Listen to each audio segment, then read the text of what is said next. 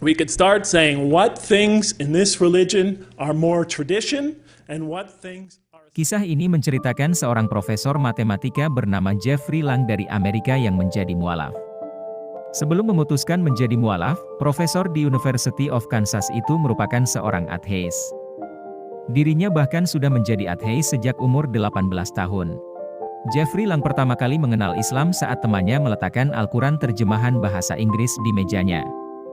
Meskipun sempat tidak tertarik, namun pada akhirnya ia tergerak untuk membukanya karena penasaran. Saat membaca surat Al-Fatihah, Lang merasa ayat dalam surat ini sebagai puji-pujian layaknya Mazmur dalam Alkitab, sehingga sampai di penghujung ayat, ia menemukan kalimat doa meminta petunjuk. Lang kemudian merasa terkecoh dan berasumsi bahwa Al-Quran itu buatan manusia.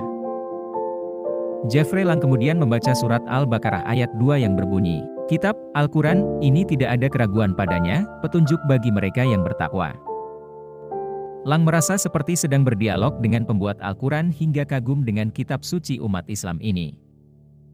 Sampailah Lang di ayat 30 surat Al-Baqarah yang berisi tentang Allah yang hendak memberikan manusia tugas mulia. Ayat tersebut mengubah pendirian Lang, yang mana merasa ada kesalahan pada ayat ini. Manusia diturunkan ke bumi sebagai hukuman menurut keyakinan Jeffrey Lang ketika itu sebagai ateis. Lang terus membaca Al-Quran hingga mendapatkan jawaban. Pendirian sebagai seorang ateis pun mulai luntur saat itu juga. Ia bahkan mengaku menangis selama 20 menit seperti bayi ketika selesai membaca surat Ad-Duha.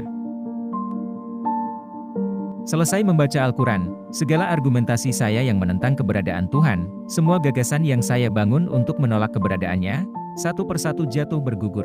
Selesai membaca Al-Quran, saya tidak punya argumentasi untuk menentang keberadaan Tuhan, ungkap Lang. Surat Ad-Duha membuat saya menangis layaknya bayi selama 20 menit. Saya bahkan tidak percaya Tuhan dan, ayat itu, membuat saya menangis. Saya coba mengabaikan pengalaman ini, tetap saja muncul, ujarnya. Usai membaca Al-Quran, Lang merasa cara pandangnya berubah. Ia terus mempelajari bagaimana hubungan seorang muslim dengan penciptanya. Allah sungguh maha pengasih, kasih Allah melebihi kasih ibu pada bayinya. Kita tidak bisa apa-apa tanpa kehendak Allah. Ketika kita menghirup dan menghela nafas, itu semua atas kehendaknya. Hari itu juga Lang memutuskan untuk mengucap syahadat dan menjadi mualaf. Ia mengaku selama ini merasa seperti seseorang yang kehausan, dan kalimat syahadat menghilangkan rasa haus tersebut.